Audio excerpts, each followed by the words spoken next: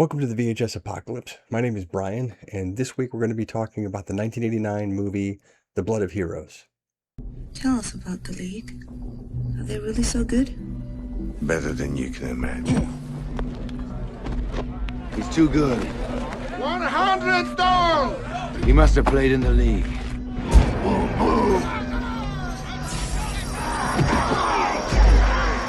Better go back to the field, girl. These are bad ones. I'm gonna break your leg. Punish him! Punish him! The further we go north, the tougher the matches. No league team has ever been beaten by a challenge. You think we can do it? Not at all bad. Just need some practice. What if one of us make the challenge instead of you? They accepted it! They accepted the challenge! They accepted!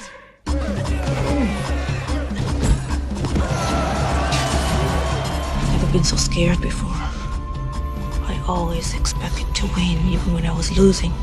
And win.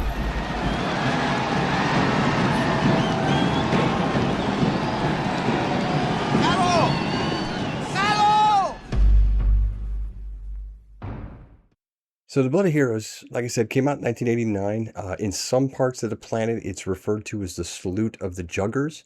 But here in the United States, where I'm at, it is The Blood of Heroes.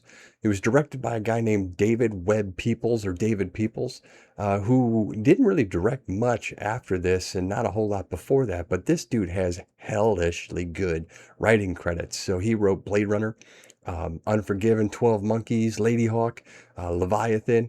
And he wrote one of my favorite all-time low-budget sci-fi Kurt Russell movies, Soldier. So dude's a hell of a good writer. And this was his foray into directing. And to be honest, it's not a bad little foray into directing for the guy. So The Blood of Heroes, it didn't really do much. It kind of came and went. But it's a good movie from the standpoint that it is a post-apocalyptic film. So it kind of fell in line with like the Mad Max thing, where there was quite a few of these movies like Swayze Steel Dawn and Solar Babies and stuff like that. But this is a good one because it takes everything about those post-apocalyptic worlds, right? It talks about everything's a desert, right? Everything looks rough. People are barely surviving. There's only like villages everywhere. But this one adds that little wrinkle of a sports movie to it, right? So it stars Rutger Hauer as Sallow. And this is Rutger Hauer being exactly who Rutger Hauer should be, right? It's got everything that you want. Great line delivery. He just looks the part of being just like a downtrodden, disenfranchised like sports guy. Love this character for him. It also stars Joan Chen, probably best known for The Last Emperor. She plays a character named Kidda. It stars the amazing Delroy Lindo, who just recently was nominated for Best Supporting Actor for Sinners. But he plays a character named Mimbulu. And then, oddly, one of the interesting finds that I kind of just realized recently is it's got Vincent D'Onofrio in it, although he's listed as Vincent Philip D'Onofrio in this. But he plays a guy named Gar, and he's a character who spins this chain above his head the whole movie and makes grunting noises. But the person I really want to talk about to kind of bring out is that the bad guy we learn about later on, a bad guy who's very subtly named Lord Vile, is played by an actor by the name of Hugh Keys Byrne. And if you don't know who Hugh Keys Burns is, he is Toe Cutter from the original Mad Max movie, and then brought back into the world of Mad Max by George Miller to play Immortan Joe in the Fury Road movie from a few years back. So he's, I guess you could say, kind of subtly the main bad guy in this. But it was awesome to see him kind of come about and be not acting in a Mad Max movie, although, again, in a post-apocalyptic world. Go figure. Right, so what is The Blood of Heroes about? Well, very simply, it's about these group of athletes called Jugs. And there's two kinds on the surface of the earth, right? There's these roving bands that go from town to town to play this game that's just called the game. right? And to kind of explain how the game works is challenging, right?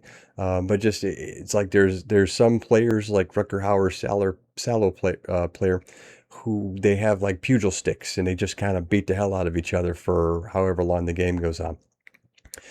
There's the chain person, which is D'Onofrio's character. They spin a chain above their head and just try and whip the shit out of people. And then there's the main athlete, if you will, for this game, who's called a quick. And so Joan Chen's character in this is the quick.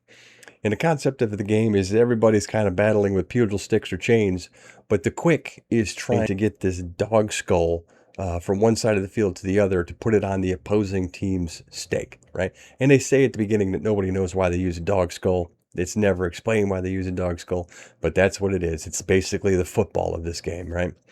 But it's a violent game, right? And these people really wail on each other, and the quicks beat the living hell out of each other. One of the opening scenes is Joan Chen, before she was the quick for Rutger Hauer's team. She beats the ever living hell out of their previous quick, a dude named Dog Boy, right? And he can't play anymore, so she ends up becoming, Rutger Hauer's new quick. But they go from town to town to play these games, and they kind of just show up and people get excited. Their local team kind of comes up and puts all their equipment on, and then they play the game, right? And so if the traveling team wins, then the town gives them a bunch of money and lets them have sex with all the people in the town, and they give them alcohol. There's a big party afterwards, and then they go and they go on to the next town. Well, eventually, going from town to town, this team starts developing a good reputation for being, a potential, top tier team. So Joan Chen's Kidda character and D'Onofrio's Gar character start wanting to go to the league. So when they explain what the league is essentially there's the surface of the earth, right, where all the lesser folk live, right? But there's underground cities. And that's where all the rich aristocratic folk live. But within these underground cities, there's the league. And it's like each underground city has its own league team. And you have to be really good to become part of the league. So Kidda and Gar want to go and challenge a league team so that maybe they can get, pulled into a league team and become professional athletes. Well, Sallow doesn't want to do that, but eventually gets talked into it. And they go to, I don't know, this elevator thing. It's like a freight elevator to go down into the depths of the earth. Now, when I say go down, I mean it, right? They get on this elevator and they're on this thing for it seems like days. And they pass like floors where people are like grinding on metal and sparks flying everywhere. There's the obligatory super dark fire thing in the background, whatever the hell's going on with that, right? But they're down this thing forever. And they finally get down to this underground city where they go and try and challenge to face this league team. So some story elements come out, right? Sallow doesn't want to be there because he's in trouble, and it turns out that Hugh Key Burns' character has beef with Sallow from previous thing. Never really explained exactly why they have beef, but pretty easy to assume that it was a sex thing, like maybe Sallow had sex with his daughter or his wife or something like that. But anyway, Lord Vile does not like Sallow, and he sets up the game so they get accepted for the challenge. But he's got an ulterior motive where he wants like the league guy to essentially destroy, Rutger Hauer's Sallow character. But they get out there and I mean, honestly, it's a classic sports ending. They get out there, they're greatly outmatched. The other team, is far superior with uniforms, with safety equipment, with skill. But, they're the underdogs. And in a classic underdog story, I was rooting for them, right? I was excited for it. The final game, very impressive. I liked it a lot. I think they did a good job with it. There's some people who get injured, then a guy you didn't expect comes into the game to help them win. But it's the very ending of the game that makes it special because, I guess I didn't explain this, but the timekeeping in this game is weird, right? So instead of having like a clock or anything else like that, they have some dude in a cage who just throws rocks at a piece of metal, right? And they even say just like 100 stones 3 times. That's the length of the game. And then the dude just literally just starts picking up rocks and throwing it and clanking against this piece of metal. Not an efficient timekeeping system, but it's the post-apocalypse. I guess you take what you can get. But anyway, they play this last game, and no one's ever made it past 26 stones in a league challenge, right? But Rutger Hauer's team makes it past the first 100 stones, right? So everybody fills the stadium, and they're chanting for this upstart team, right? But then, yeah, in the second period of 100 stones, right? They do what they got to do, and Rutger Hauer looks at Joan Chen, and he's like, "Walk slowly," as she walks and puts the dog skull on the spike, right? So anyway, this is a good one. I think you're really going to enjoy it. If you're a sports fan like I am, but you're also like a movie fan like I am, then this is kind of, it scratches that itch between, Mad Max and Hoosiers, right? Underdog story, underdog team, right? Don't ask a lot of questions about the game. It doesn't make a lot of sense, honestly.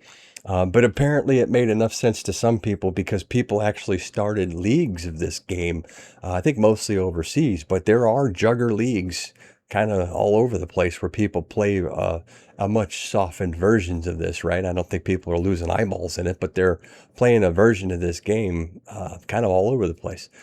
So it's had impact, right? But I still think this is a forgotten movie, and I think it's worth watching.